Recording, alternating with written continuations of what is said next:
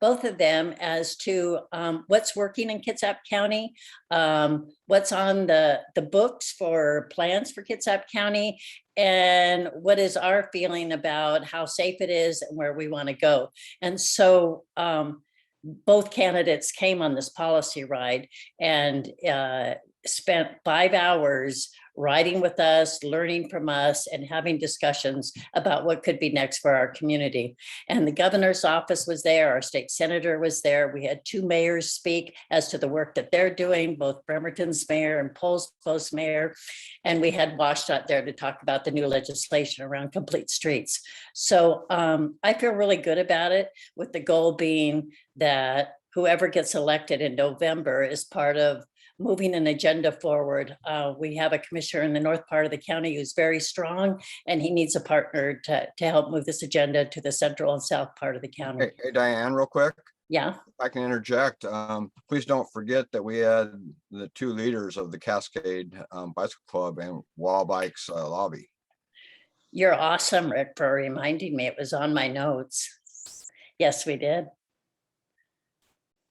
Okay, that's done. And I can't explain what happened any better than the newspaper. So Claire put it up on the pin, and if you read it within the document, you'll also see links to other documents that are historical in Kitsap County. And so it can, if you really want something to do because you're bored, there's quite a few documents you could read just off of that one newspaper article. So Kitsap Sun did a nice job. That's wonderful. Congratulations, Diane, Rick, others who are involved in organizing. I think it's an exciting moment. You got some powerful people together and conversations are moving ahead. So congratulations on that milestone for your work in Kitsap County. We have time for maybe one more update. Is there anyone from the government side of things who wants to share a milestone? I know we've got John Snyder on, Brianne, Warren, Emily, got a lot of folks here. So anyone have a burning update to share with this group? Jason, sure, go ahead.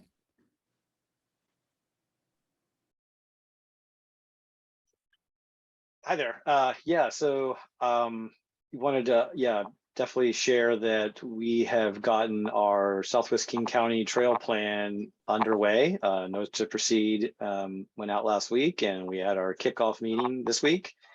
And we're really excited about that. And we will be probably reaching out to several of the folks on this call or in this group who are definitely in the local southwest part of the county or surrounding areas for that matter, who are, would like to participate potentially and have, get their input.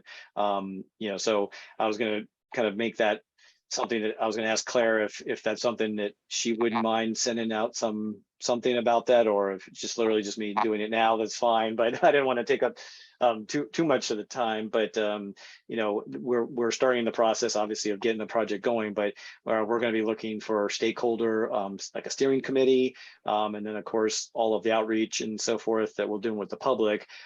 So I think this group is like almost like one of the perfect group of folks from all areas and all interests of that are interested in trails, that I think we could definitely use some help from several of you, I guess is what I'm saying. So if anybody is interested in any of it, you can definitely email me, reach out to me. Tool Design is doing the work, as a consultant doing the work for us, and I believe Kristen has participated in the Leafline as well. So she's actually the project manager for Tool for doing this. So anyways, I just wanted to, we're really excited about this, and hopefully it's going to get off to a good start here soon. Woohoo! Thanks for sharing that. And yes, Jason or others who have links to share, send them my way. I'll make sure they're included in the map and in follow-up emails. The goal is to use our coalition network of people to help you in your work. So glad to help distribute things if items pop up. Other folks who have updates, please feel free to use the chat or again, email it to me and I'll make sure it's part of meeting follow-up. But we have some amazing speakers here with us today, and we're going to try and do sort of a rapid fire learning series here. So I do want to begin introducing our first guest speaker, Allison Burson with the East Coast Greenway Alliance. And Allison and I had the opportunity to connect maybe a month ago now and really dug into some of their work on how are they partnering together on all of these amazingly successful federal grants? Like, what are they looking at to actually realize their vision for a connected trail? In their case, it's sort of an end-to-end trail that Allison will share more about. But what are the insights that we might be able to apply to our work to connect the Leafline Trails network? So Allison, thank you for making time this evening in your East Coast time zone to join us. And just so folks know a little bit about how this is going to be structured, we want to find a way for the group to kind of discuss what applies and report back about some of the frequent questions. So our presenters will speak for 10-15 minutes, and then we will take about 5 minutes in small breakout rooms to discuss with other folks on the line what applies, what are the big questions, what do we really want to ask our speakers, and then we'll use Jamboard or the chat to collect those questions and have a brief Q&A once we come back together. So it's a little bit about the structure. With that housekeeping out of the way, Allison, if you're ready, I will turn things over to you. Awesome. And do you want me to pull up slides, or do you prefer to? If you want to, do you have a preference? We could do either. I have no preference whatsoever. Okay, I think you should have screen sharing capabilities. So if you want to share and manage the timing, that would be awesome. Let me do that then. All right, so let's give it 1 sec. Can folks see? Yeah, looks great. Awesome. So first, a little bit about me. I'm Allison Burson. I have been at the East Coast Greenway Alliance for 4 months. And in one way or another, I've been working on trails much of my career. I was born in Seattle and grew up there through elementary school. So happy to be with you all today, and sort of grew up loving exploring trails on foot and bike and sort of all of the greater Seattle region. After college, I worked in Seattle from 2007 to 2013, including work in the Seattle Mayor's office. So it's also really amazing to see some of the things that I only knew about as projects and planning are now on the ground in your organizations, or building more and more. After working in the Seattle Mayor's office, I worked in the UK at a UK university doing some international relations, and then was at a foundation in the Boston area working on trails. So that's about me. About East Coast Greenway Alliance.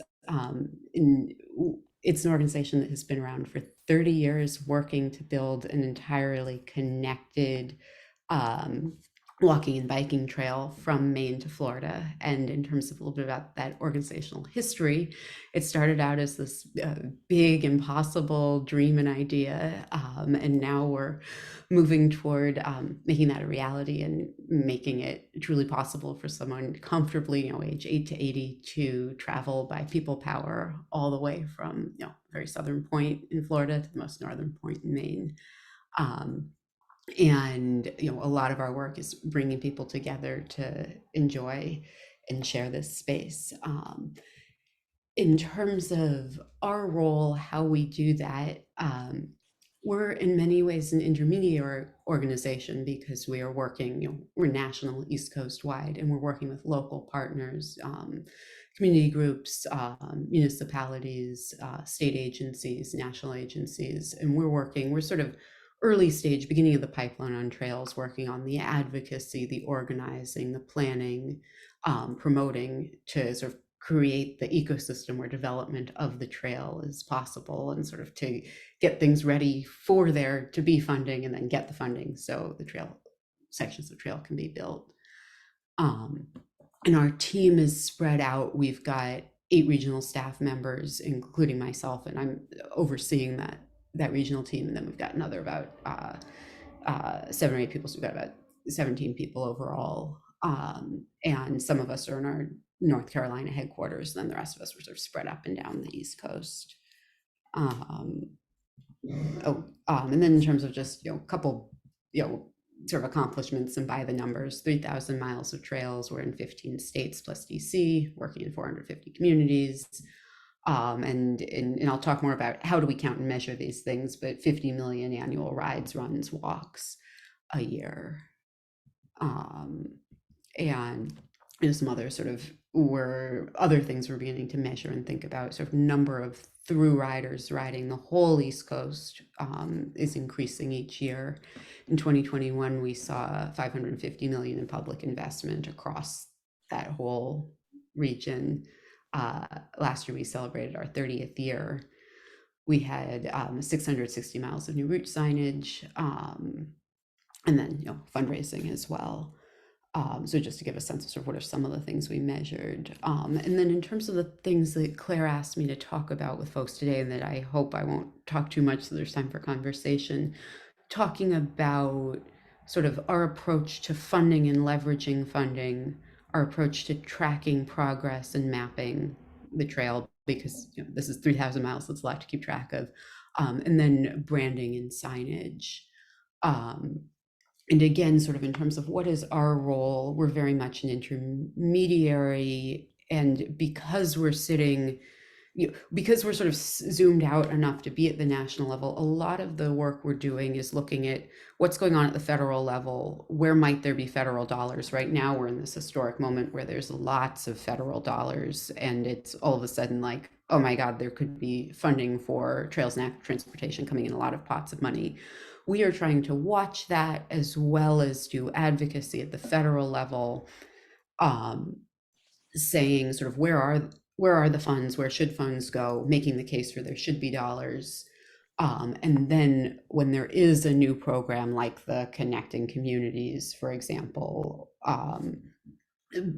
knowing what projects along the Greenway across all these communities, which ones might be eligible for what program, knowing who the people working on them are, whether that's someone in state agencies, someone in a municipality, volunteers, and saying, hey, there's this funding source and it seems like you'd be really competitive for it and your project's ready, likely, hopefully, because we'd help them with planning work, feasibility studies, design, so they're ready for construction dollars.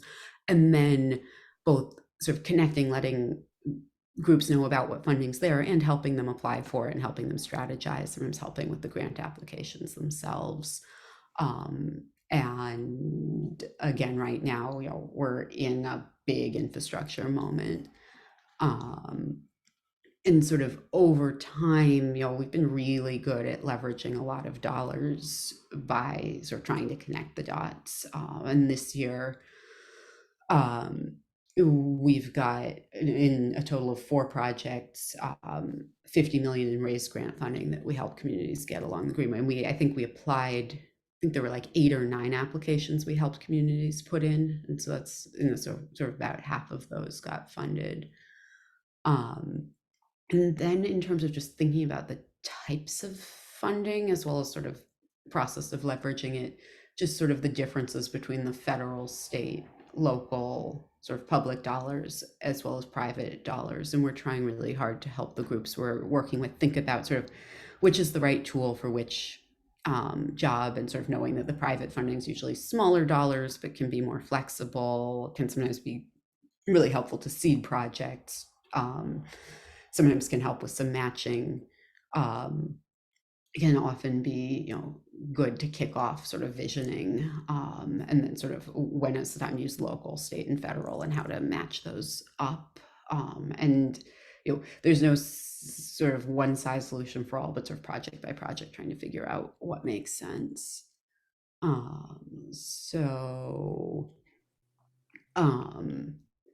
terms of tracking and measuring success, I think we're good as an organization about being really in the weeds on measuring numbers of miles completed, design phase, and doing that with sort of maps and databases. And when I'm done with this, I'll go over and just sort of show you those so you see sort of what it looks like in the weeds. But we're also good at saying it's about more than just measuring miles or percent complete, but sort of we have, I think for the past 10 years, sort of been tracking like down to the 10th of a mile, what is the status of design, planning, construction, And so we know that we've got sort of 35% of those 3,000 miles completed.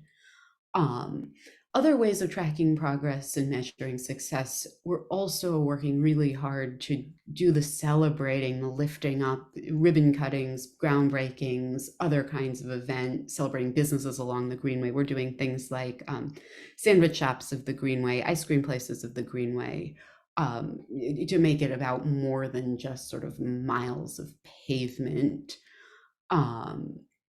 And I think it's sort of important for us to remember that just measuring miles isn't the only marker of success. We also, another way that we're sort of marking success, lifting things up, we're literally designating with agreement letters every 1/10 of a mile of trail that's completed with the partner that's the owner of the trail, because we're a national group that sort of planning a route. We don't own any of this land, but we sort of get a partnership letter for each piece of segment that's built, saying that they acknowledge that it's on the Greenway and that they, it's their land, that they will maintain it, and an agreement that they'll work with us on the signage and wayfinding.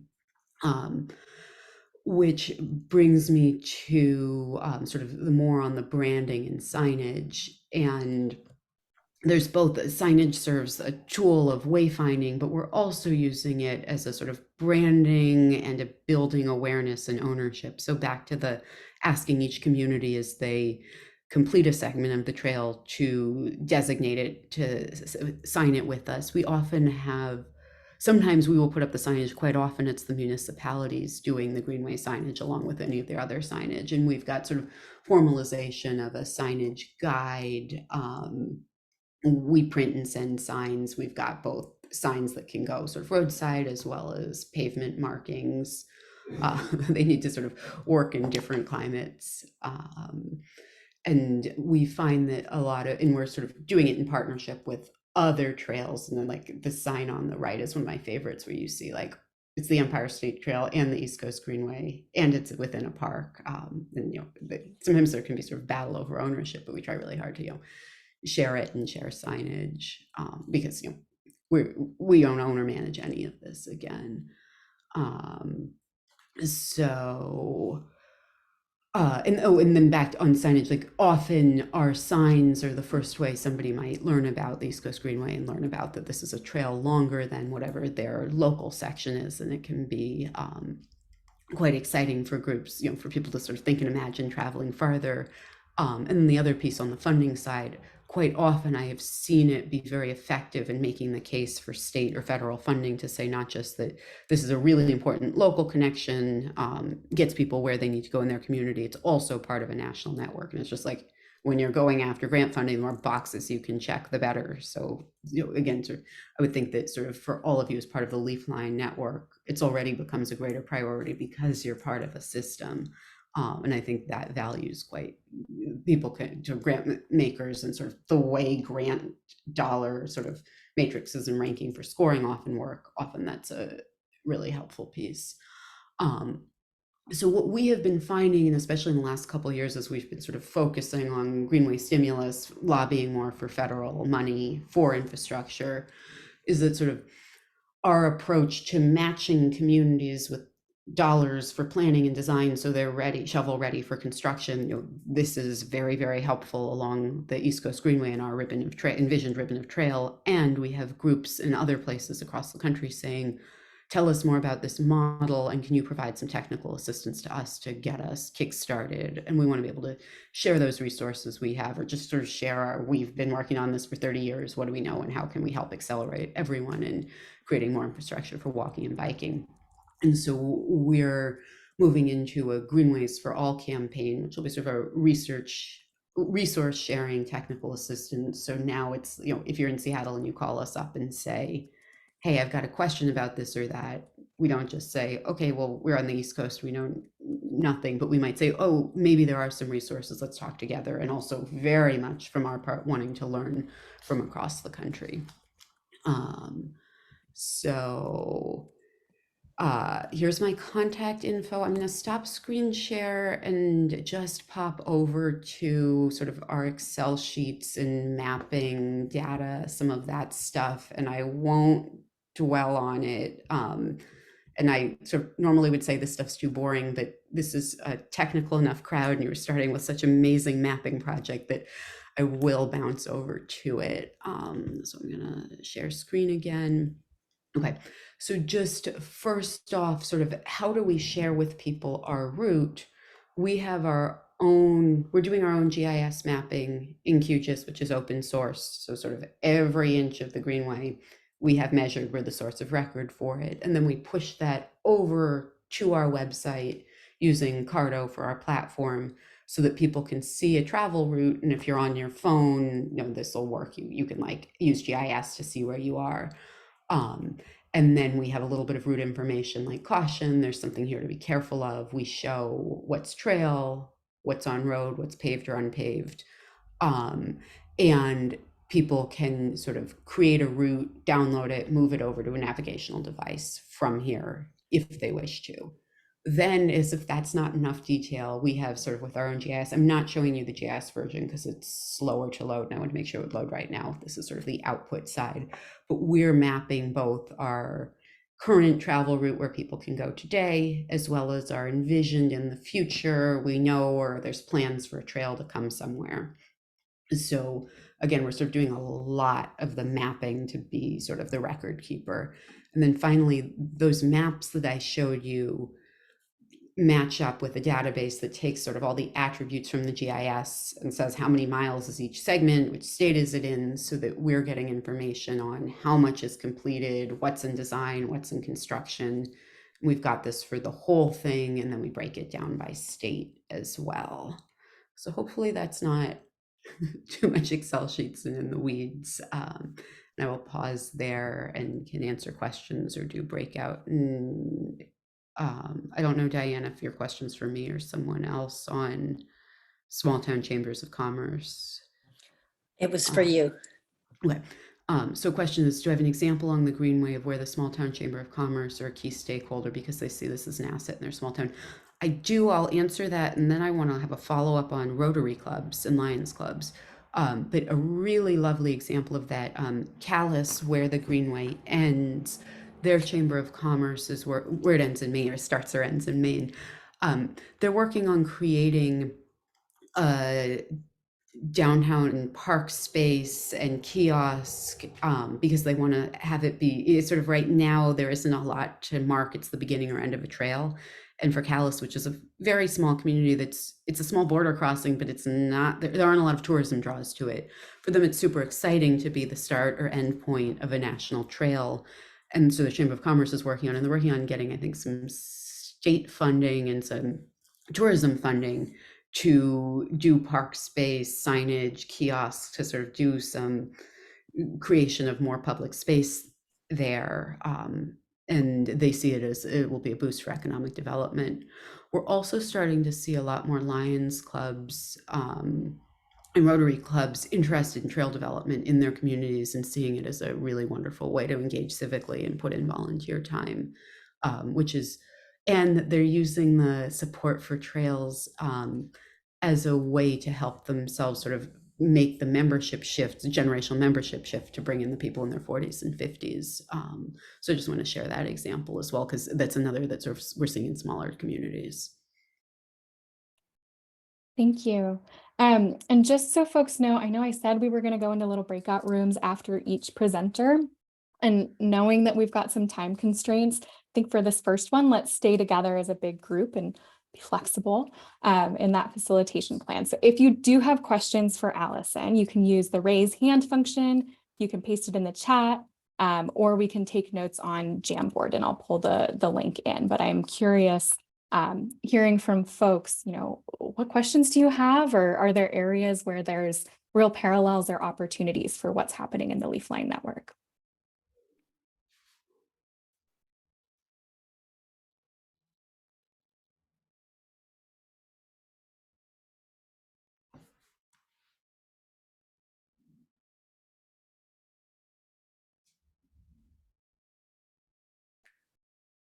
I have a question for you. Your organization's it sounds like 30 years into the effort and far underway, and we're kind of just getting the ball rolling and convening and really getting a vision for what we want to see. I'm interested in if you've seen, just kind of looking to the future, the challenges from a young to a mature organization like this. I imagine they're pretty different. What did you see looking back 30 years ago? Obviously predates your time there, but some of the major challenges to what you're looking at now in terms of things you're dealing with more day to day now. And I think one of the biggest things as I start asking and learning about organizational history is I think it may not have been until 8 or so years ago that we really got detailed and clear with ourselves on a map of here's exactly what this whole route will be. And before that, it had been this dream, this vision, people had different ideas. We sort of kept the map we'd share of the Greenway zoomed out enough that you couldn't tell, is it on this trail or on this right of way? And I think that that's amazing in that a lot of people can see themselves in that vision. But at the point we got specific around, here's the exact route. And of course, we've got sort of our travel route, which people go now, and then the envisioned route, which is we hope that all of these trails can be completed. And this would be amazing and wonderful. And we're working toward it. Once we got clear on, here's where we're traveling, here's what we're working on, it allowed us to be more specific and really chase after design dollars, zoom in on what we were working on, so that tension of we want this to be open, inclusive, and malleable, because there needs to be fluidity, because whatever you envision for today, there's going to be some new land use change or something. But I think putting lines down so that people can have a conversation about it, and sort of naming, here's the network for now, and it sounds like you're sort of at a 500 miles. I mean, some of me is like, yes, that's amazing, name that and get complete. And maybe in 3 years, it'll expand to be 1,000 miles. And that would be even more amazing. But sort of I think putting something on the map, and the other advice, sort of historically over time, that it sounds like, it looks like from what you were sharing already with the sort of map and vision, it's so important to have the maps and the visions that aren't just for the super planner nerds, but are things that sort of any person can look at and say, I'm starting to get a sense of it. And it looked like the sort of stylized maps you were doing already, sort of the subway map, normal brains like these things, which I think is really exciting to see. And then I guess there's the fundraising component of sort of an organization over time. And I should just say, sort of in terms of where is our funding coming from? I mostly was talking about funding for trail construction and us helping partners get that. But in terms of our funding, we're sort of pretty evenly split between private donor, grant funding, and then some government contracts from different states.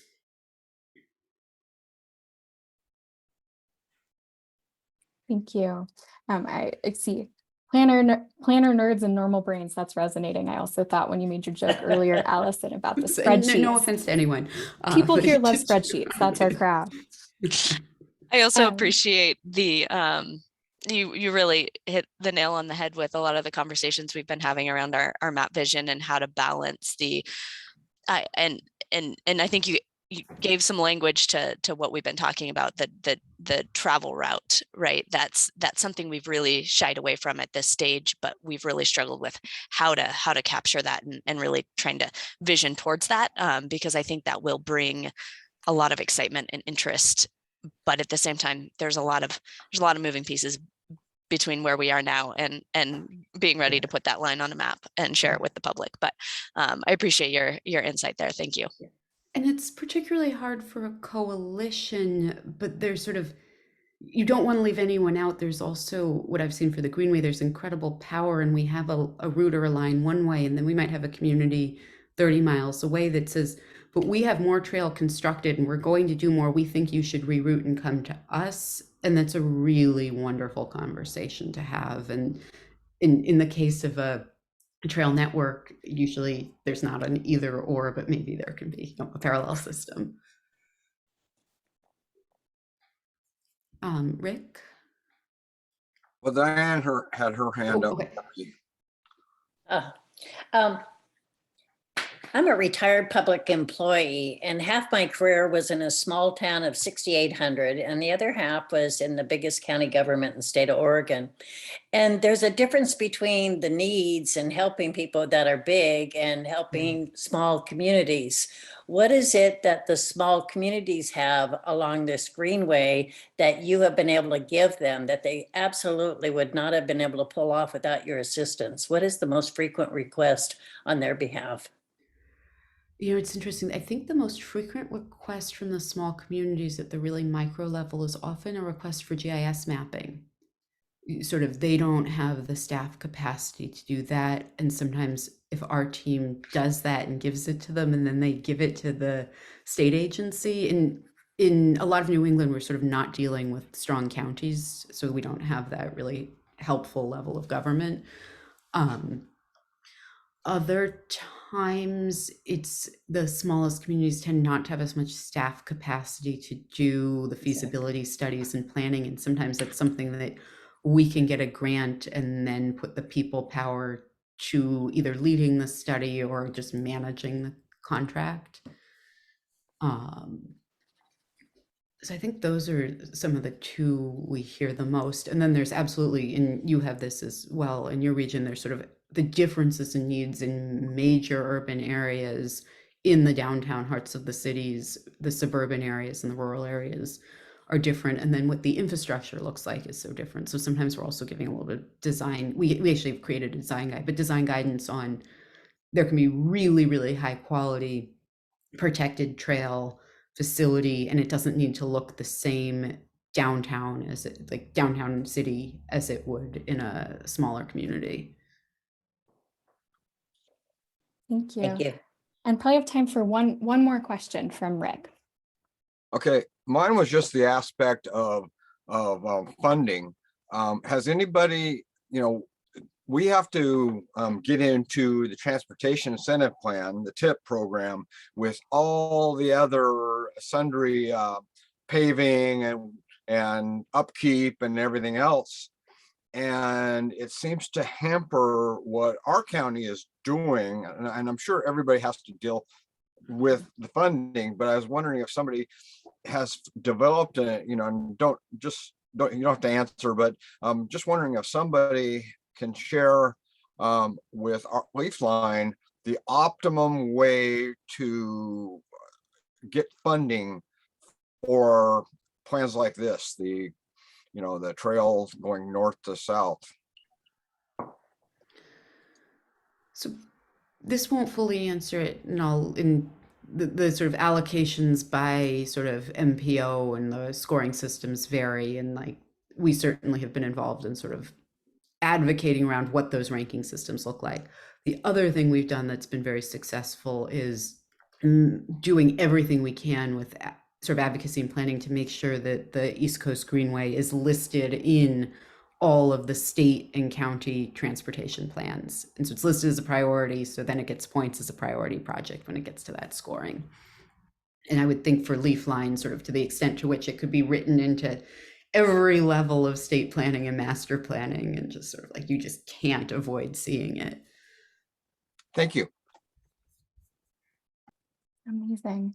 Well, good questions from coalition members here. And thank you, Allison, so much for sharing and kind of peeling back the curtains here on what's been happening with East Coast Greenway Alliance over the last 30 years. It's something to look up to and aspire to for our somewhat younger coalition. So thank you for making the time. And Allison shared slides that I will include in meeting follow-up as well.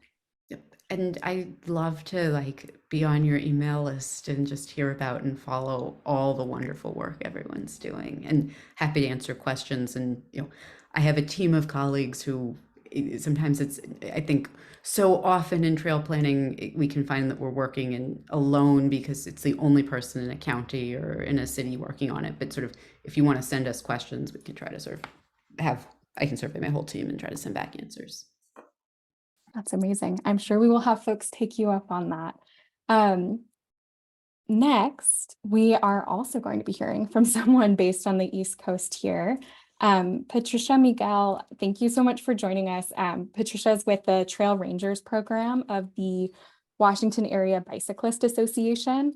And one of the reasons that I reached out to the WABA team is that our region has been having some conversations about everything from like participant engagement and ways to help new users of the trail system get oriented and figure out where they're going, to maintenance or safety concerns. So I think there's a lot of interest in kind of learning about different models that are out there to really have a community presence on the trails to help with some of those things. So Patricia, thank you for carving time out of your evening today. And I'll turn things over to you to share a little bit about your work with WABA. Awesome. Thanks for having me. I will be sharing my screen if that's okay. Do I have the privileges to do that? Yes, you should. Okay. Awesome. Okay, can folks see my screen? It says, what is a trail ranger? Yes. Some text. Okay, cool. So I'm going to start by just playing this really short video. It's about 1.5 minutes, 1:15 seconds. And it does a pretty great job of explaining what the Trail Ranger program is, what is a Trail Ranger. So without further ado, I'm going to play it.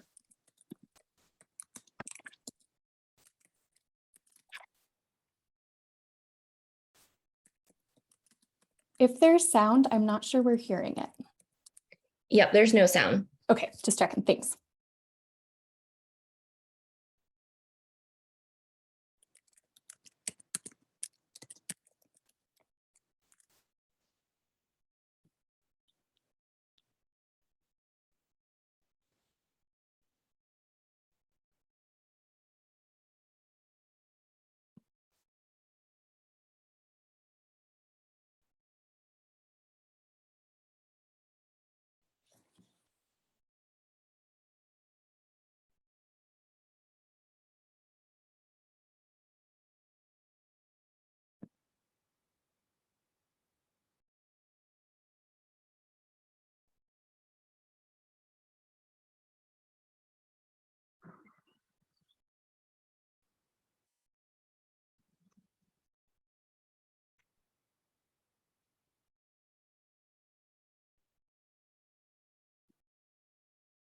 So that was the short video.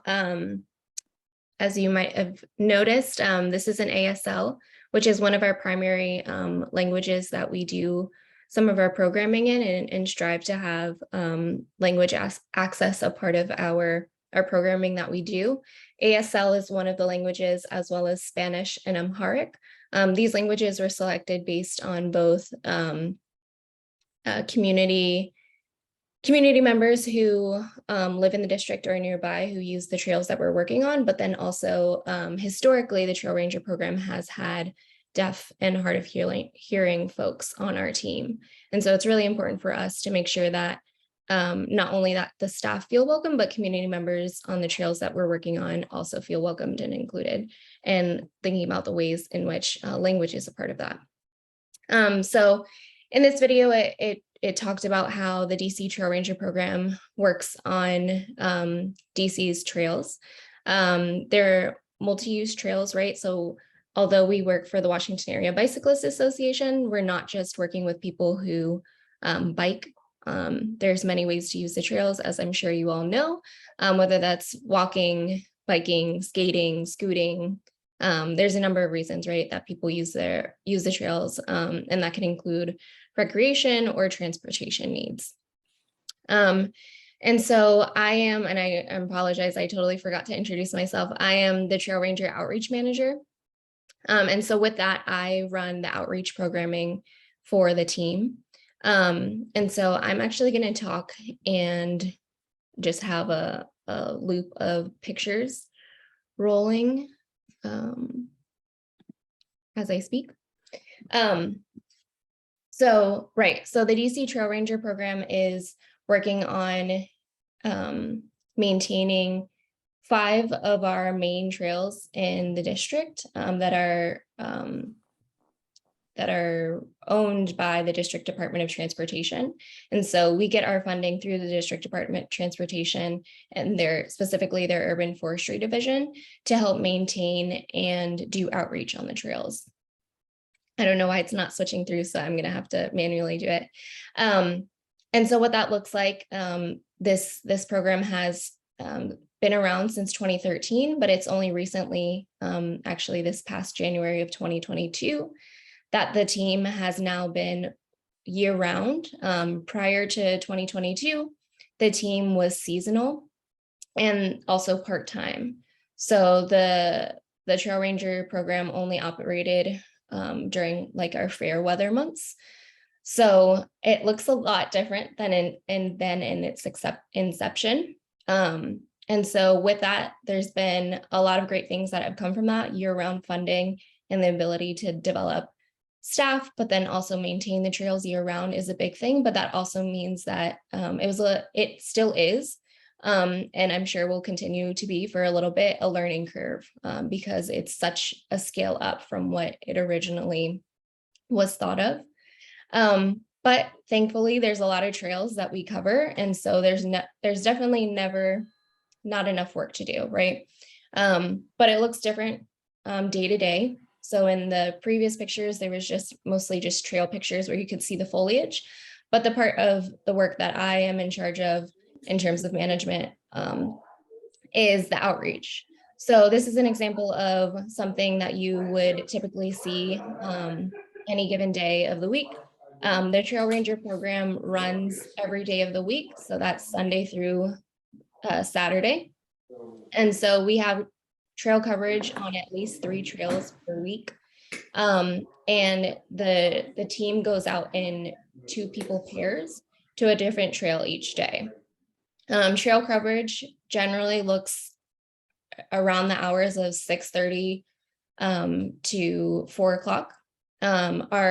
If anyone's familiar with the Washington, D.C. region, so we're based in the Adams Morgan neighborhood, and our trails that we're primarily working on are quite a couple miles away. They're primarily in Ward 7 and Ward 8, which historically and present day are underserved and are predominantly Black communities.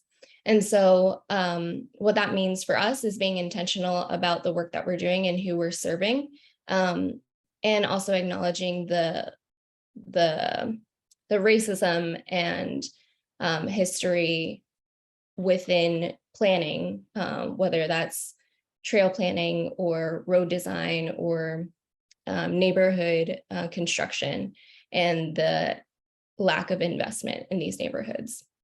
So it's really important for us to make sure that we are not, making up the agenda on our own, that we're connecting with community partners when we are thinking about engagement and outreach.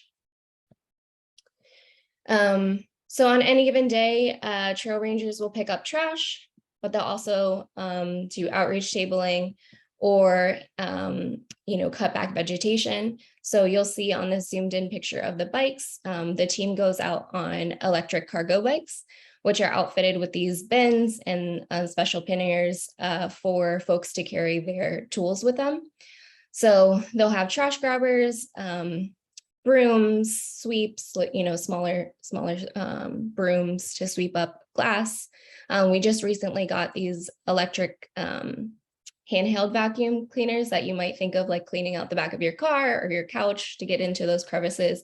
We actually found that those work really well for picking up glass, because we found out that although the little handheld broom or even, a dust broom works, sometimes you'll get the pieces of glass stuck in the broom head, and then that just creates other problems when you go to use it or unload it from your bike and you have glass in your office. And then we also carry reusable trash bags, disposable trash bags, and then outreach materials like our maps of the district. We also created trail brochures, which have information about the different trails that we work on, both historic information, but also present day, like what you could look to find or what type of atmosphere these trails have. Like, does it have a playground? So you might be thinking, okay, it's a family friendly place that I can take my child to go play at. We also recently created, one of our trail rangers created a storybook that's based off of one of the trails that we work on, the Anacostia River Trail. And so we have that as well to give to generally the younger crowd, right? But that shares a little bit about the things that people might see, the ecology, like the birds, that people might see out on the trails. Also, in terms of outreach, another big component of it is working with partners, like I said in the beginning, to make sure that we're listening to the community members and their wants and their needs and existing programming and not building our own. So this is an example of that. We tabled with this local community group who does bike rides, which happened to be the start and end location happened to be right on one of our program trails. And so when there's opportunities for partnership, I think it's really valuable that folks seek them out. It's not going to happen overnight. We've been in existence till 2013, and our former director who left us in July to move back home, she had been developing these relationships, and others, a part of the Trail Ranger program, have been developing these relationships for a really long time. And, you know, we continue to make new partnerships so that folks are connecting with us and we're connecting with them to fit and see how we can support one another. This is just a picture of one of the trail rangers who found a snake on the trail. Just a little highlight, or depending on your feeling about snakes, right? A highlight or maybe a surprise. This is another partnered event with actually the District Department of Transportation. We have a couple of open streets events where whole blocks of streets are closed off to car traffic, and it's open to pedestrians and other folks, you know, bicyclists, roller skaters, people who are walking their dogs, their strollers, etc. And so this is an event where you can see that we're handing out trail maps. We also have patch kits to hand out to people, bike bells, stickers, those trails brochures, like I told you. We also have flyers for our different events that we have. So we host monthly cleanup events along the trails. Each month it happens at the same time, at the same place on a trail. But just Wednesday is a specific trail, Thursday is a specific trail, and Friday is a specific trail. But this is an effort to get community members helping us with the trail cleanup so that they feel, you know, invested in the work and in the neighborhoods that they're living in, and encourage them to come out. This is a picture of vegetation maintenance, cutting back vegetation. As you can see, the area that's, you know, that's darker brown color on the left side of the picture had a bunch of vegetation that was growing over, and the team recently either swept it back or cut it back. Again, another tabling picture. Another component of our outreach is our trail etiquette yard signs. So we put out trail etiquette yard signs 2 times per month on 2 different trails. And so you'll see right here, this one says pass politely, ring your bell, and give lots of space. But some of the other ones will say, you know, go slow enough that everyone feels safe. And it's basically just an effort to make sure that people are being courteous of other trail users. They're not all bike centric, like this one, of course, it's obviously about biking and the etiquette that you would use to stay on your left when you're passing somebody. But there's other things that we put out there, like be kind to one another is like a general statement that could apply to all trail users. These trail yard signs, I should add, are also in our it's in Spanish and Amharic and English. This is another example of a partnered event. So we partnered with, I'm forgetting exactly who this one was with. I think this one was with Anacostia High School. And we had a connection at the high school with somebody who works with the high school to bring out some of the high schoolers for a bike ride. And so we were intentional about building out our budget to make sure that barriers of access weren't going to be too big of an issue. And so we have a monthly budget that allows us to provide bike rentals, which include a helmet, for participants if we want to have a bike ride. But that also could look like, and I think it might be the next one. Oh no, it's not the next one. It could also look like a yoga event on the trail. And so we'll see a picture of that later on. But as I was saying, there are many reasons that people use the trails. And so we made sure our outreach budget makes it easy for participants who want to come and be on the trails have the ability to do so by taking away some of the cost of the materials that are required, or make it easier to join an event. This is another yard sign. This is the same one as before, pass courteously, pass politely, but this one is in Spanish. This is another bike ride that we held. The cool thing about this one, so for a lot of our events, we require registration, and that's largely because we need to know, a lot of our bike centered events, we require registration because we do offer those rentals. And so we just want to have a numbers check to make sure that we have enough rentals for the participants. But in this instance, we actually had people show up who didn't register, who were just at the park, who were like, oh, you guys are going out on a bike ride, can we join? And so we had them sign a waiver, of course, but they were happy to join, and it turned out to be a really fun event. This is another event that was in partnership with the District Department of Transportation. They had an e-bike fair, and so employees of DDOT came out to kind of figure out what e-bikes are all about. What are the capabilities that they have? I think there's a lot of perception about e-bikes that they're dangerous or hard to get into. Like, you don't know, there's so many options, especially now as e-bikes are becoming more popular, there's so many options. And so it was helpful that the trail rangers are there to explain, like, look at the various things that you could do on an e-bike, right? Like, we do our jobs on an e-bike, and it makes it much easier than in the past, which that first video that I showed you all, people had acoustic bikes doing their job. And so it was a lot more challenging, right? They carried a trailer and had to lug all their tools up the hill. Bison e-bike gives you a little bit more of an assist. Here we go. Here's the yoga event that I was alluding to before. And so we know that one of the main reasons that people use trails is for relaxation and to get away. A lot of people find the trails peaceful, as an oasis, a place to get away, like I said. And so we partnered with a local community organization that's centered on wellness, and built into their existing program about wellness that they have going on to make this yoga event happen.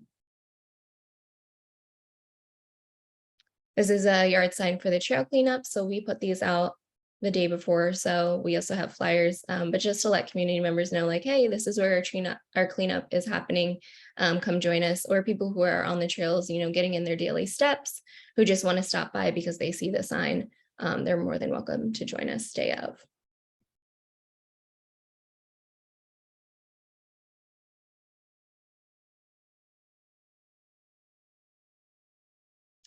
If you look closely at this picture, this colorful, and I don't know if you can see my cursor, but just below the water bottle, that is the storybook that I was talking to you about. So it has a short story about the Anacostia River Trail, which is one of our program trails that we work on, that talks about, beavers that you could see, or white egrets or blue herons that you'd see along the Anacostia River.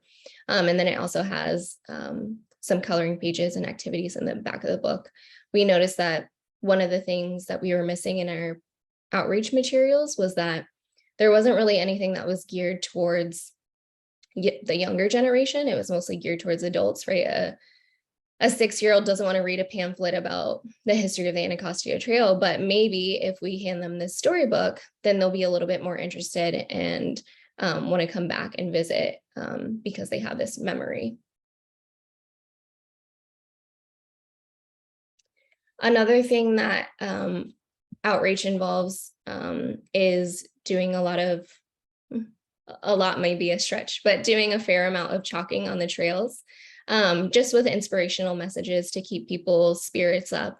Life is stressful enough as it is. And I think people enjoy seeing, words of encouragement while they're out on the trails.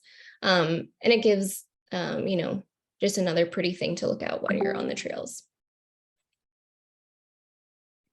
So I'm going to stop there and take questions. Thanks so much, Patricia. It was great to kind of visualize too the work of the trail rangers and see what that looks like. It looks like we've got a question already from Warren. Thanks, Patricia. It's great to see all this best practice today. And Claire, thank you for organizing this. This is super helpful. I was curious, Patricia, maybe this is a clarifying question too, just around maintenance responsibility and how the interplay perhaps between the ranger program and then assuming that the public entity may also have maintenance responsibility, or maybe not. Maybe this program is sort of the sole responsibility, has the sole responsibility of it. But I'd just be curious to hear more on that front about how that works and the coordination happens there. And it'd be great to learn more about that. Yeah, I think a big part of, so when I say maintenance, I think both vegetation, but then I also think about trash cleanup and collection. And so I think buy-in is a huge part of that, right? So people want to use the trails and want it to be a welcoming place, want it to be a clean place. And so inviting people to these monthly cleanups is a way that we can get people to think about, like, oh, next time I have, or I go walking on the trail and my dog uses the bathroom, maybe I should think about picking it up. Or next time I have a cookout, let me think about taking away all the trash so that it's a clear place for other folks to enjoy, but also myself and my family and other people that I bring to the trail. But in addition to that, we also work with DDOT, their urban forestry division, and other agencies, and also other organizations like Ward 8 Woods, Casey Trees, who are doing similar work. I wouldn't say the exact work because they're not working to do stuff on trail specific locations, but we do a lot of partnership to help make sure that it's not all on the shoulders of the trail rangers. Thanks for that. Thank you. I've got a question from Jason in the chat about the costs for the program. Are you able to share a little bit about that? I am actually the wrong person to answer this question. My colleague, who is the operations manager, he looks at the invoice and all of the breakdown of costs on a monthly basis, but I will try to dig some stuff up when I'm done with this and put it in the chat for you. Thank you. Question next from Diane and then Rick.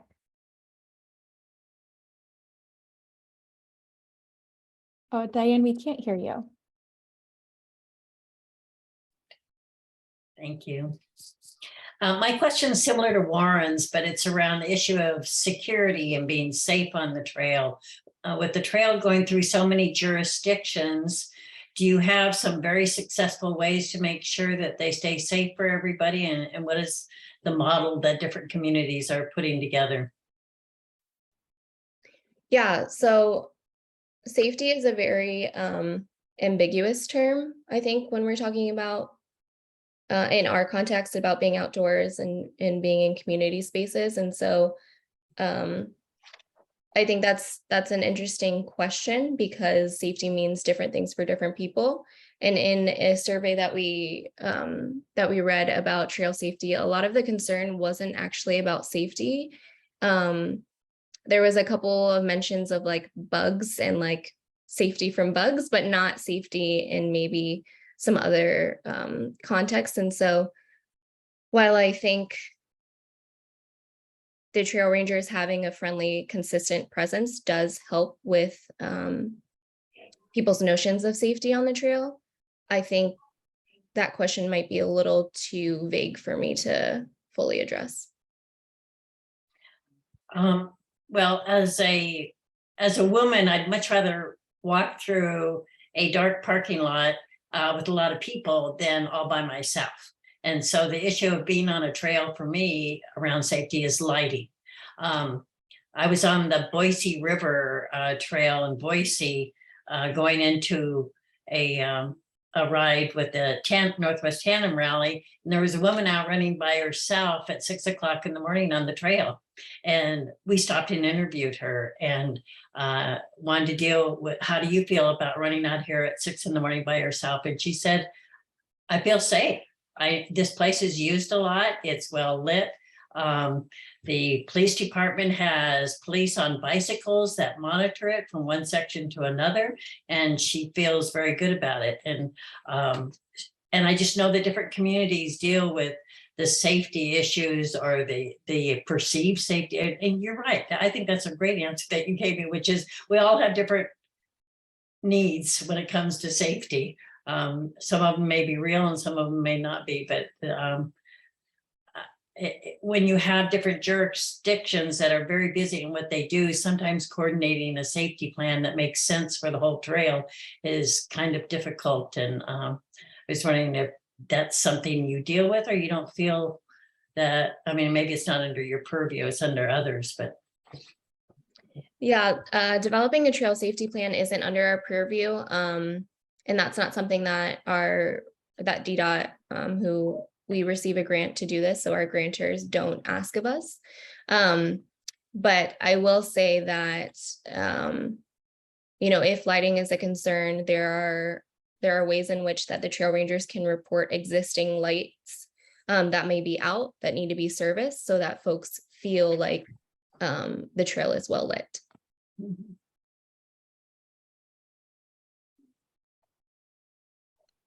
Rick?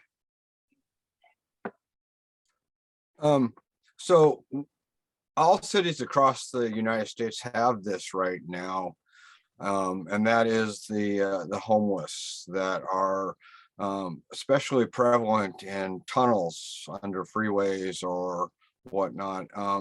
Is there a win-win situation that you've encountered in that situation? Could you explain more about a win-win situation? What do you mean by that? Well, we have a lot of, especially in like Tacoma, which I ride through is south of me.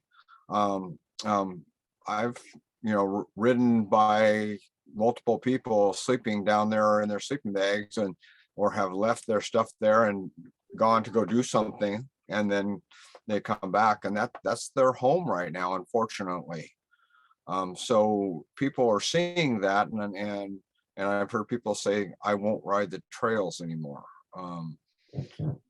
So I don't mean, I just wonder if there was like a win-win situation.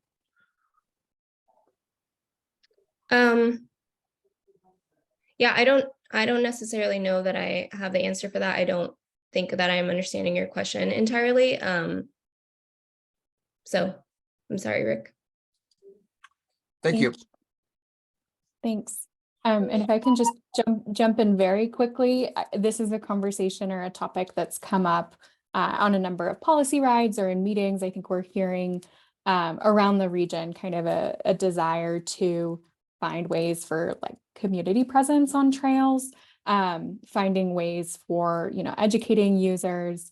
And I know there's been discussion both about, ways to, use educational presences that are not law enforcement. And we also hear from folks, our region is in a huge housing crisis. And so, work to create more housing and more affordable housing and support people with resources is also kind of part of the puzzle of figuring out some of the issues that were just raised by Rick and Diane.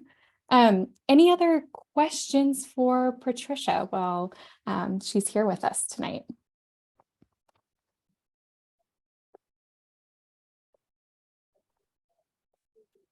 I will also quickly say, because I forgot to mention this, we do have a public dashboard. Oh, sorry, I only sent that to Claire. We do have a public dashboard that our trail rangers are and the public can also contribute to, but our trail rangers, every time they pick up trash or we have an outreach event or cut back vegetation or help somebody wayfind out on the trails, they input it into the public dashboard so that folks can see all of the work that we're doing. So if folks are interested in seeing like what our work looks like on a day-to-day basis, they can also find that there. Amazing. Thank you so much for sharing about the work. I think there's lots of inspiration in the virtual room here, as well as questions about how similar programs might be implemented. So just thank you for being generous with your time and really kind of painting a picture of a program like none other. So thank you, Patricia. Thank you. I will drop my contact information in the chat as well if anybody wants to follow up. Awesome. All right, we have one final guest speaker this afternoon, Kevin Osburn, who is a consultant who worked on design of the Indianapolis Cultural Trail. So I want to also thank Brock Howell for making the connection with Kevin. Sounded like Brock had experienced or been aware of some of the on-street segments of the Indianapolis Cultural Trail, really recommended this as a project that our region might be able to learn from as we seek to close some of the gaps in the Leafline Trails network and maybe working in areas with constrained right-of-way where we're trying to create a trail-like experience that's on the street. So Kevin, thank you for also joining, after business hours. We're really hitting up all of our different time zone friends tonight. But I will turn things over to you to kind of educate us about your work on the Indianapolis Cultural Trail. Well, great. Thank you very much for having me participate in this. I'm very happy to do it. There's a long list of things I could talk about to answer some of the questions, Claire, that you sent, but I do have a just kind of a slideshow presentation that I'll share on the screen here, and I'll hopefully be able to share with you all.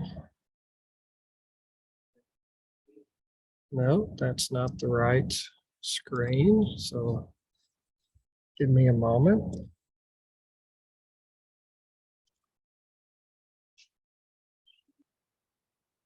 Still not the right screen.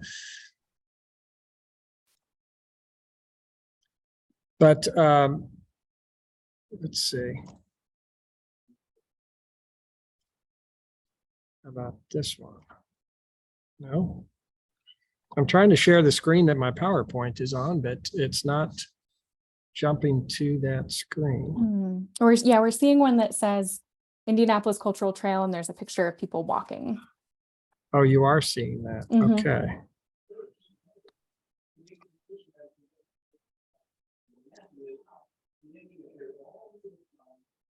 Yeah, it says Indianapolis Cultural Trail. So you're seeing a title slide there. Yes. Okay, good. Make sure that I can advance that then. Okay, does that say project overview? Yes, it does. Okay, good. We're in good shape. Sorry for the technical difficulty there, but no problem. Again, so I want to talk a little bit about what the Cultural Trail, Indianapolis Cultural Trail is. And then I think you had some questions that you wanted me to speak to about, how the trail is defined as it works its way through the urban environment of downtown Indianapolis, and what were some of the design treatments that we use to maintain a trail-like experience, and branding and wayfinding, and then what some of the lessons learned might be. So it's just for everyone's just kind of background, how do we define the Indianapolis Cultural Trail? First and foremost, we define it as a world-class urban bike and pedestrian path that connects to every downtown arts, culture, heritage, sports, and entertainment venue. It's also, I think, similar to what you all have been discussing. It's a hub, a downtown hub for our regional greenway system. And We also believe, at least we believed it at the time when we started on this project in 2006, that it can serve as a new prototype for urban transportation, integrating green infrastructure, clean transportation, community revitalization, and sustainable design. So those were all sort of key core principles that were involved in the trail. You should be seeing a map of the trail now. It's about an 8-mile long combined pedestrian and bicycle trail on the streets of downtown Indianapolis. I don't know, can you see my cursor? Hopefully you can see my cursor moving around here. So you can see it kind of forms a circuit, but it also has these kind of spokes that reach out. And when they do reach out, they're tying into those regional greenway connections that we have in the city. So this was, just to be clear, we started this project in 2006. The trail was finished in 2012. Over the last couple of years, we've been designing a 2-mile extension to the project. That includes this segment here on the southern edge of the system, and then another segment that heads to the northwest that again ties into a regional trail system that was recently extended closer to downtown. So all in all, but by this time next year, we'll have 10 miles of trail on the ground. The other thing that's important to understand about the Cultural Trail is when shortly after the trail was built, Cultural Trail Inc., which is the organization that manages the trail, implemented a bike share program. So that's sponsored by our NBA Indianapolis or Indiana Pacers. And at the time, you can see the distribution of those stations were very much centered around the trail itself. And so what that did is it, in addition to, everyday users that have their own bicycles, we were able to create almost a mini transit system with the bike share system on a very safe and connected system. So let's talk about briefly the trail design. And I thought the best way to go through that would be to show some before and after photos. But before I do that, it was important to us from the very beginning that no matter where you were in the city, if you were dropped down from a spaceship onto the trail, you knew you were on the Indianapolis Cultural Trail, no matter where that was. So the design included a coordinated palette of materials, everything from pavements to site furnishings, to signage, to plantings, all of those things, to lighting, all of those components were consistent throughout this 8 miles of trail. And there were opportunities to add to that palette, but that was the basic palette that was used everywhere on the trail. So some a before photo here and an after photo. And what you're seeing here is a pedestrian path separated from a raised and protected cycle track, an elevated cycle track, two-way cycle track, and then plantings that provide a buffer between the two, provide a buffer between the street. You're also seeing these rain gardens or stormwater planters, as we've referred to them, collecting runoff from both the trail and the street, and keeping that stormwater out of our storm sewer system. You're also seeing some of our branding in this photo, and the custom light fixtures that were used on the project. Again, this is a before condition where really a bit the way we were able to build the trail was to find space within the right of way So everything we built was in the public right of way. It was not on private property.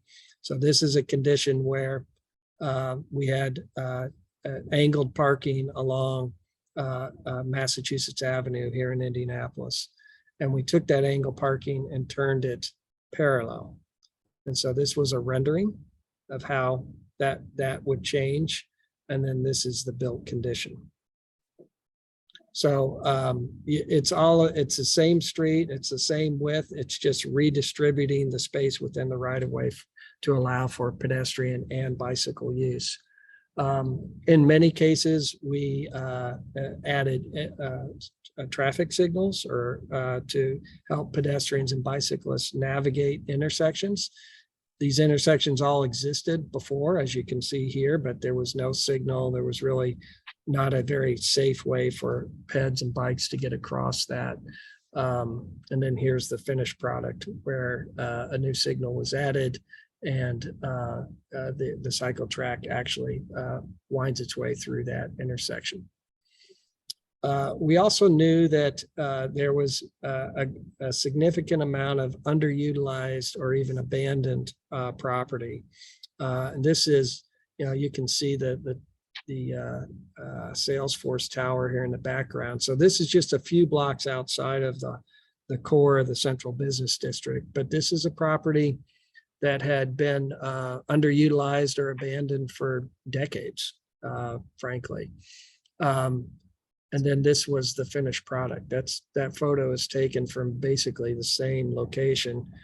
You can see the trail and the extension of the curb line to accommodate bikes and peds. And now there's a brand new mixed use development, at least brand new at the time this photo was taken, about probably 6 years ago now. There were other properties that were somewhat utilized, but certainly, not utilized to their highest potential. This being an example. And now this collection of buildings houses Bluebeard, an independently owned restaurant, one of the best restaurants in the city. If you're ever here, I highly encourage you to go there. A new independent coffee house here, and there's the barber that was there before is still there today, and there's a bakery just down on the other side of the building here. Just a few more before and afters to show the kind of development that followed the trail, which is a huge part of the story here. Is the amount of private investment that came along after the trail was built. I've got some information about that later, but it was about it. It was that within 500 feet of the trail, all the properties within 500 feet, within 3 years after the trail was completed, there was a collective property value increase of over $1 billion. And that was almost 7-8 years ago now. So, and that's changed quite a bit even since then. So another component of the trail, obviously, was we wanted to make sure it was safe. We knew that as bicyclists come down these regional systems and sort of end at the edge of downtown, we needed to give them a place that would be safe to ride through some of the busiest streets in Indianapolis. So this is an example of a typical intersection might have looked like prior to the trail's construction. And then this is the finished product. So from this, you can see, if I just go back and forth real quick, you can see how we built these pedestrian intersection plazas, which allow space for bicyclists and pedestrians to queue. You can see the separation of peds and bikes. You can see the separated signals for bikes and peds. And you can see how the bicyclists are really placed in a location where vehicles can see them very easily. Turning vehicles can see them easily. Couple other locations, the integration of art was a key component of the project throughout. Another example at the far end of Massachusetts Avenue of new development that occurred. This is an affordable housing, mixed use and affordable housing complex that was built at the end of Massachusetts Avenue, which has completely transformed this particular block. And then this is at the far southeast end of the project in a neighborhood called Fountain Square, a before condition and an after condition. So these bicyclists are heading towards one of those regional trail systems that ended about a block south of here and is now connected by the trail. So I think, I should maybe stop there, Claire, because I don't know how much time you have set aside for questions. And I feel like I've been talking a lot, but I think this may give you all some sense of the way the trail functions and how this consistent design treatment, helped create a visually and physically connected trail system, which in the busyness of downtown we thought was essential. That the wayfinding was essentially the pavements themselves.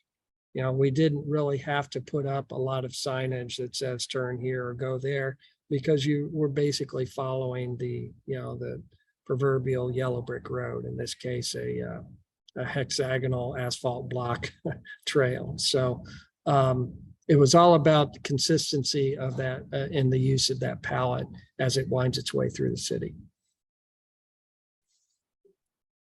Thank you, Kevin. The before and after images are so compelling to see kind of how right-of-way could be redistributed to kind of create that trail-like experience. We've got one question in the chat already about the effect on small businesses, if Indianapolis saw any business growth or impact from this transformation. Yes, a huge impact on small businesses. Both the existing businesses that were there, which largely, have remained and thrived due to the increase, not only in pedestrian and bicycle traffic, but in spending and, of those users patronizing their businesses. But in addition to that, as you saw on some of the slides there, most of these buildings that were built were mixed use, and which brought new commercial space at the ground floor level, and residential use above. So brand new businesses have moved in that really weren't there before. So there was an economic development study, which you can find on the Trails website, that was conducted back in 2015. And that study did look at not just the impact to property values, but the impact to businesses along the trail. There were some figures in there. I believe it was an estimated annual spending of over $3 million in businesses directly located on the trail, not just off the trail, not even off the trail, but just the businesses on the trail, which led to increased revenues and obviously new jobs. Wow. I see a hand up from Brock. Hi, Kevin. Well, Hi, Brock. My video is on. Thank you so much, Kevin, for being able to come here and present this work that you've done or did and are doing across Indiana now. When I experienced it, I was just completely wowed by it. in terms of the quality of it, which I think people can see here, and that it's in an urban environment, which is unique for a trail system of this quality across the country. And while I wouldn't call Indianapolis the most bike-friendly city in America, I do think this trail system is maybe the best urban trail system in America. And so that's why I wanted to have it here. And I think it's unique in that if you look at in the photos, you're seeing streets that have similar characteristics. And you won't know these cities, or maybe you do, but in our region, they're more like Bellevue, Renton, Auburn, Linwood, Puyallup. Those, they're very wide streets. At times they have lots of traffic volume, off hours, not so much traffic volume. And as we're trying to connect the network across the region, not only could we have a good connected, protected bike lane network in Seattle, but it's possible in these other communities too. So I wanted to have you showcase the high quality infrastructure. The other reason that I wanted you here is because what's unique, I think, is how the design elements, while most of the photos here is like a cycle track or protected bike lane, two-way protected bike lane type design, there are places where the constraints of the roadway are different. And so the trail will go through an alley. And so it's a mixed use environment where occasionally there's cars or even, pedestrians in that, or where there's not enough room for a full sidewalk. And so there's, brand new townhomes with steps coming directly onto the trail. And it's like a 14-foot, 15-foot wide trail in that space. But the trail isn't always the same. It has same characteristics, but it isn't always the same. And we've been having conversations over the last year of, how do we include trail elements, create a complete network within our urban environment when we know an actual physical trail isn't possible, and how do we characterize that and try to set design standards for it? So I was wondering if you have any thoughts on that element, on that, how you adjust the trail to the conditions. Yeah, absolutely. And you're right. We do have varying conditions along the trail, but we also were very strict about maintaining certain minimums from a geometric point of view. So the two basic variations in the trail are the separated system, where bikes and peds are separated, as you're seeing in this photograph, and then a combined system where bikes and peds are sharing the same pathway. I think I had a photo of that back. Well, there it is right there. So that's an example of a path that bikes and peds actually share the same system. And the only places we did that were places where, as you mentioned, we had constrained right of way. But when we did that, we took the 8-foot bike path and made sure that it was a minimum of 12 feet. So we widened everything to accommodate the combined nature of the path. So that's first and foremost is get the geometry right. Make sure that you've got the sufficient space to have the minimum widths that you need. And if you don't, you may need to find a different location, which that was part of the planning that went into the project, was to make sure that we always had at least the minimum that we needed to build this facility. While the conditions changed geometrically, the physical components and that coordinated palette that I talked about does not change, right? So it's always a consistent palette of materials that you go through. So while we tried to make sure the transitions from one, a combined to separated are designed properly and easy to navigate, we also made sure that palette was the kind of the wayfinding, natural wayfinding element, and was consistent throughout. Thanks, Kevin. If you've got time to stick around for one or two more Sure. questions, we've had a few folks in the chat asking about the engagement process. Did you find that the community supported the trail as you were scheming, dreaming, implementing it? And then specifically, what did the conversations look like with businesses or property owners, especially around any changes to parking when you were planning? Yeah. Oh, it's a great question. At a high level, it was a very robust communications and engagement effort on the project. As you can imagine, if you're gonna come through downtown and tear up 8 miles of streets, there has to be a very robust engagement process, and that involved, this was back in, starting in 2006. Some things that we all kind of take for granted nowadays, but certainly, a project website and, many ways of keeping folks informed online, to, regular progress meetings with neighborhoods, with business districts and business owners, to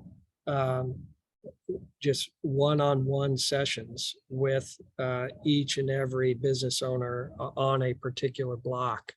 And sometimes the person that answers the door is not the actual property owner. So it was not just the tenants in the spaces, it was the property owners. And that was important for a lot of reasons.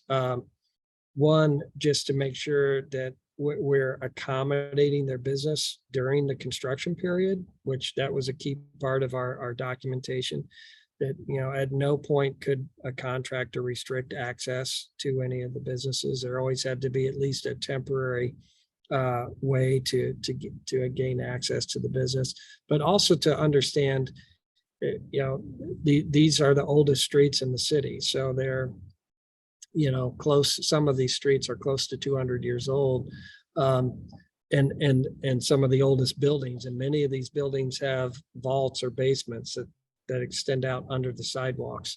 And we're not always aware of those until we actually go inside the buildings and explore. And even we found sometimes the building owners weren't aware of that. So that outreach process was very important. In terms of the community's reaction to it, we were, when we first started talking about the cultural trail and what it would mean, we obviously produced some of the visuals that you saw, and people would have a level of understanding based on those visuals, but there's nothing like actually building something for people to understand it. So we built the project in 6 phases. We very intentionally built a first phase. It was only about a half mile long, or 5 blocks. We called that our sort of our open house, our model home, I'm sorry, so that people really could get an understanding of what we mean when we say cultural trail. What is it going to look like? What we found was that was an incredibly eye-opening experience, because it was a transformative way of moving peds and bikes through the city. And that made subsequent engagement efforts much easier. It wasn't, what will this look like in front of my business or my home? People knew exactly what it was going to look like. And not only that, they were excited about it. They wanted it to happen. So we really did not get a lot of pushback. It was limited amounts of pushback, and if anything, it was just concern about construction. What we got more of is, how quickly are you going to get this done, and when will it be in front of my doors? So it was in that sense, I think it was a very encouraging project, and that created momentum for us to, on lots of levels, for fundraising, for design, for construction. Yeah, I agree with Brock in the chat here that that's an amazing strategy for community engagement. I haven't seen the model house concept necessarily applied for trails or transportation projects. So that's a kernel I know I'm taking away. We have one more question from Mel in the chat about kind of the environmental conditions, about where does rainwater go and how's snow handled? Sure. Yeah. So the first question on rainwater, again, we were about to repurpose, 8 miles of downtown streets, something that really had never been done before. At the time, the city of Indianapolis was under a consent decree by the EPA. We still are, to separate our storm sewers from our sanitary sewers. And they were, and they are still building a massive underground system of tunnels to deal with that. So we knew that, keeping stormwater out of our sewer system was a big concern to the city. However, that said, they had never built a rain garden on a city street before. They had never built as we call them, stormwater planters.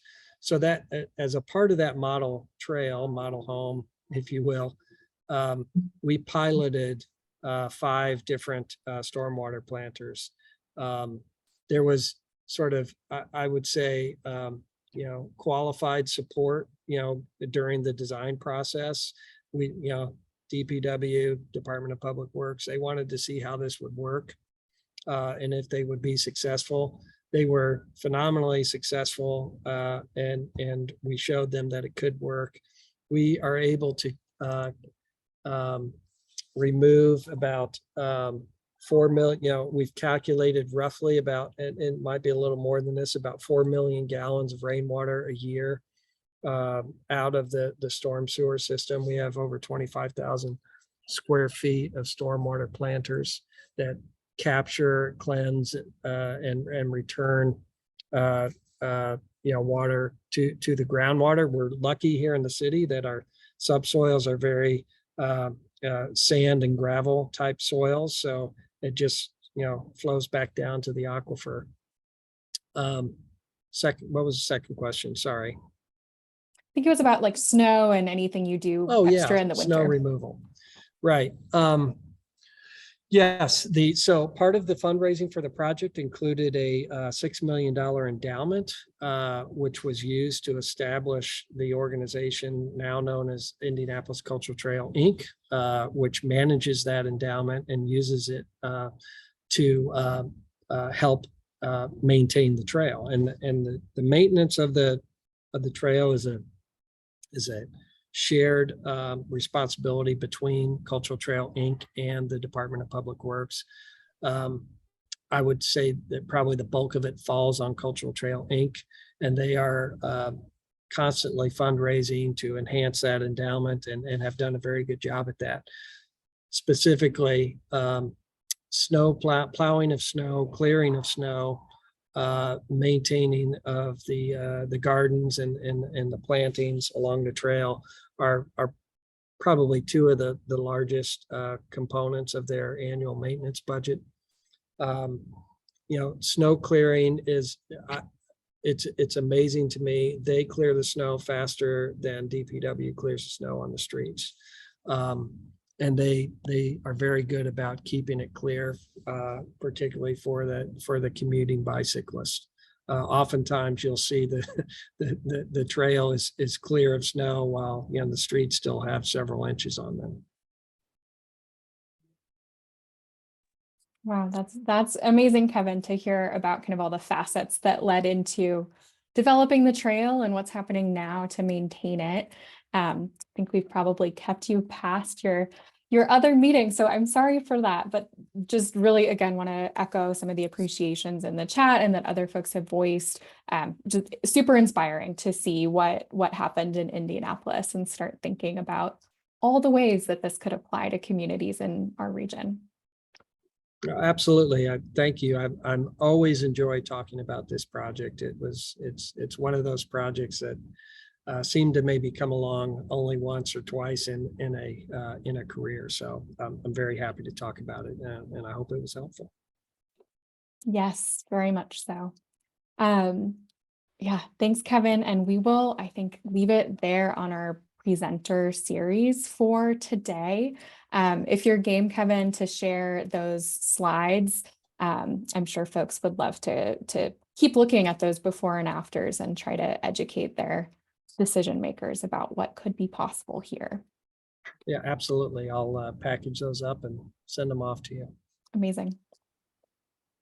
Well, folks, that Okay. is Thank you. thanks, Kevin. That's kind of the wrap up for our series today of kind of trying to look outward at what examples or inspiration might be available for our region.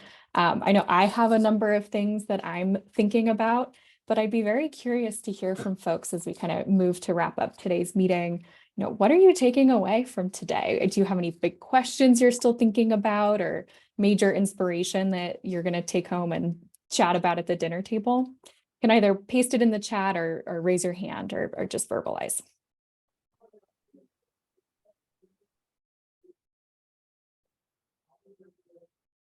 What sticks out to you after those presentations? Yeah, Doug. Hi, Claire. Thank you. This has been really wonderful event. One of the takeaways was the trail ranger talking about her their website having a dashboard. I'm a member of North Kitsap Trails Association, and people donate money to our organization, the 501(c), and that dashboard is a great idea so that you can see an ongoing list of all the numerous things that we're involved with, but it's not always in the public eye. Thank you. Yeah, thanks.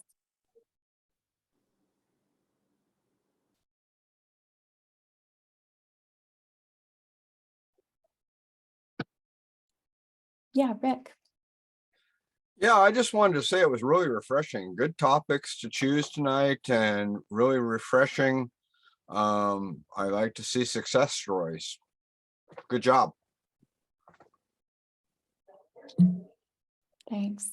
Probably time for one or two more observations or takeaways that folks are still thinking about from today. I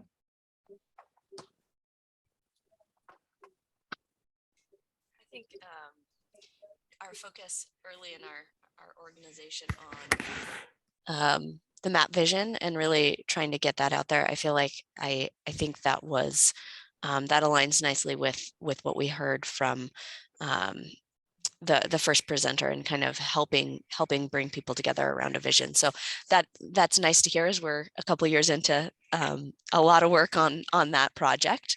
And then, yeah, I just want to echo that the presentations as a whole came together really nicely, and really often we get stuck talking about some of the challenges we're facing and funding challenges, all the important topics, but it's nice to see successes and really inspirational projects. So Thanks, Brianne. And then Diane, I see a hand up from you, and then we'll begin closing. Mine's a follow-up to Doug's comment about the dashboard. It would be interesting to kind of brainstorm sometime in the future. What are some ways to use this dashboard concept that could help build knowledge and build community and build volunteerism, whatever category? Because it seems like a very powerful tool and it could be expanded. That's it. Yeah, agree. And super impressive, the spreadsheets from Allison at the beginning to see sort of the back end of how they track every single mile of trail that is being worked on. Thanks folks for all of the questions and the excitement. I agree that it's nice to talk about not just what our problems are, but what some of the solutions might be or opportunities.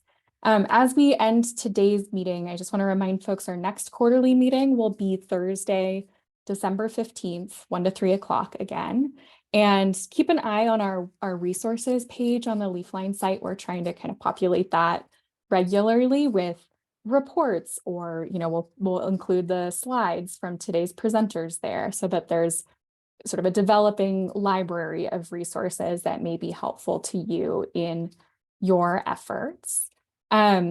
Also, just want to close by saying I'm loving seeing all of these faces in a big room, and available for one-on-one conversations or small group meetings as you need things. There's been some helpful work that comes out of these big meetings, and sometimes the follow-up questions or conversations can get the ball rolling as well. So I'll include in our big newsletter next week another reminder about the survey, which will hit your inbox in T-1 minute here. The recordings and resources, as well as just a way that we can schedule those one-on-one conversations. So thanks, folks. Appreciate your time today.